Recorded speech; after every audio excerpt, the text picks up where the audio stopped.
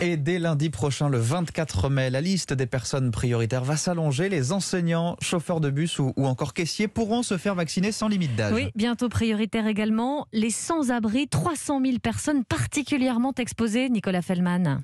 Oui, plus besoin de critères d'âge pour vacciner les sans-domicile. La consigne doit être donnée au préfet dans les prochains jours.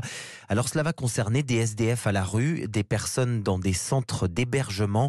Pascal Brice, président de la Fédération des acteurs de la solidarité, réclamait cette mesure depuis plusieurs semaines. Ça va permettre de prendre en compte les personnes hébergées qui ont souvent moins de 50 ans. Ce sont des hommes, des femmes plus éloignés des dispositifs sur le plan de la santé. Donc oui, il y a une fragilité supplémentaire. Donc c'est une exigence pour leur santé collectivement. Mais le défi sur le terrain, cela va être de convaincre. Plusieurs associations comptent sur un vaccin à une dose. Philippe Le Gall, président de la Croix-Rouge Île-de-France. La particularité des publics sans abri, c'est la difficulté d'avoir plusieurs rendez-vous, la fidélisation en fait du processus vaccinal. Donc clairement, il faut des vaccins monodoses.